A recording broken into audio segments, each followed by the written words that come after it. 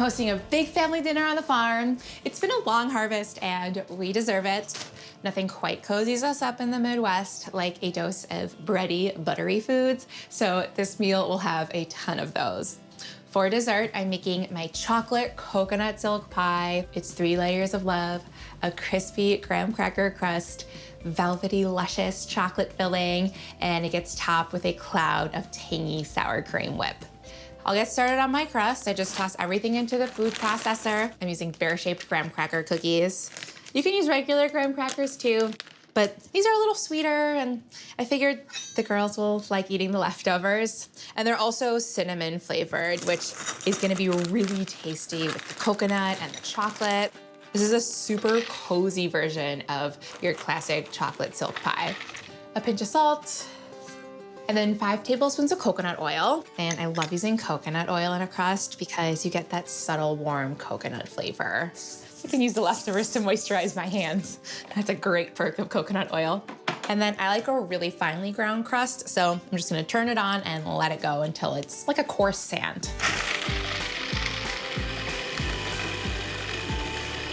All right, that looks great. Before I get it out of the food processor, I'll toss in some shredded coconut. This is unsweetened coconut since the graham cookies have enough sweetness to carry this crust. And then I'll just pulse this in a couple of times to incorporate it. I don't want it to fully blend. This is gonna be such a flavorful crust. It could be a cookie on its own. I've got my standard pie dish here. It's greased all over with coconut oil. I'll dump it right in and then press firmly along the bottoms and sides. So last Thanksgiving, Nick made his annual pumpkin pie with my assist, and it looked beautiful. It was the centerpiece of the dessert table. But then some family members arrived with this supermarket bakery chocolate silk pie, and I was like, what are you doing bringing that into my house on the most sacred day of the year? I was a total snob about it, but it was so good. I went back for seconds, maybe also thirds. And it renewed my love of chocolate silk pie. So I became determined to make a really good homemade one. And a really good homemade pie starts with a really good crust. This is not the standard chocolate silk pie crust. It is a crust that you could eat all on its own because it's that flavorful. This is gonna go in the oven now at 325 for 15 minutes until it's set. It's about to smell real good in here.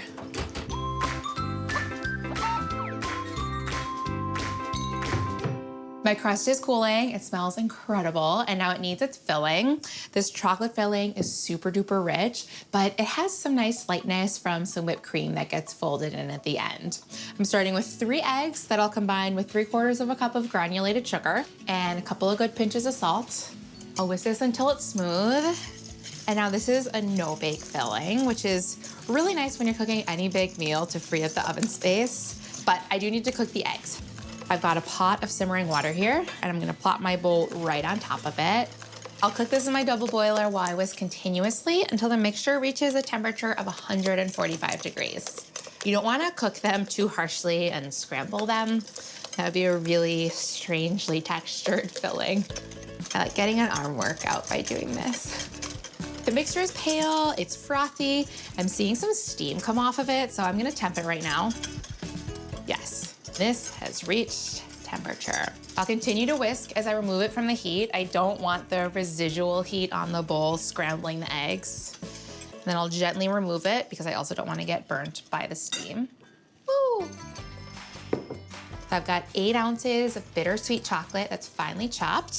And while the mixture is hot, I'll sprinkle in my chocolate. It's so satisfying to see this come together. It's super smooth and glossy. Oh yeah. I'll drizzle in a teaspoon of vanilla extract. Vanilla does such a nice job of enhancing chocolate. And half a teaspoon of coconut extract. Not too much coconut extract, otherwise it could taste like sunscreen. I'll whisk this together and encourage it to cool. This looks and smells beautiful, and it is truly tempting me. Oh yeah. Into my stand mixer here, I'll get 1 stick of softened unsalted butter. That's the first stick of butter of today's meal. And then a couple tablespoons of coconut oil. These 2 things will help the custard filling set once it gets into the fridge. It'll allow you to achieve those nice smooth slices out of the pie pan. Once those are combined, I can scrape in my chocolate filling, which is fully cooled. I'll beat these together until they're combined.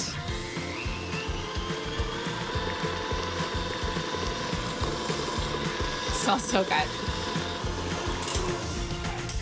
This looks awesome already. To finish it off, I'll gently fold in some whipped cream. Dang. This looks glorious and mousse-like. I'll pile this into my pie crust. I'll spread it out evenly, all the way to the edge. So fluffy. And for the third layer, I'll mix a little sour cream into the fresh whip to stabilize. Look at those clouds.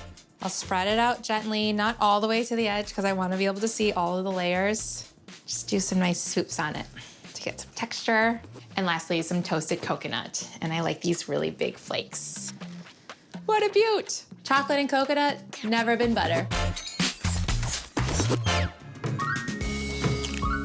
What's that saying? A roll a day keeps the doctor away. Sure, let's go with that.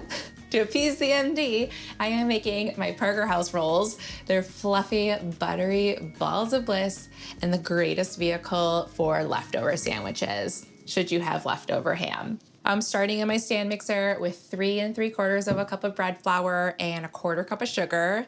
I'll add 1.5 tablespoons of instant yeast. Parker House rolls have gotta be a little sweet, a lot of it buttery, and super duper soft. Some kosher salt. That's it for the dry ingredients. Give it a whisk. These are just the best version of a basic buttery roll. I love to eat my whole meal on a shovel of bread roll, even the stuffing. A cup of whole milk will help bring the dough together and also enrich the dough. An egg for more richness and some structure. And then the first of not 1, not 2, but 3 appearances of butter in this recipe. 3 tablespoons of softened unsalted butter. I'll just plop it right in here.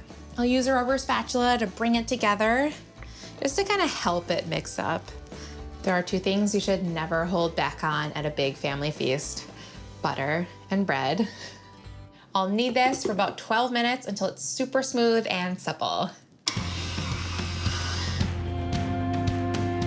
Then I'll plop it into an oiled bowl, allow it to rise until it's doubled, shape into tiny balls, snuggle everyone in a generously buttered quarter sheet pan so they kiss when they bake, allow them to proof, and bake at 350 degrees until they're deeply golden. Oh yeah, bun baby. It smells like fresh bread in here. What could be butter? These are so beautiful. I love the way they expand in the oven. They're not done yet. They need to get glossified with what else? Melted butter. I'll paint this lavishly all over. These look like they're ready for a party. And a sparkle of flaky salt. Oh yeah, these are just begging to be torn apart. Look how soft that is.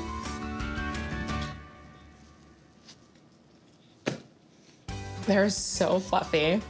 I am truly in bread and butter heaven right now. Baby, I'm on a roll.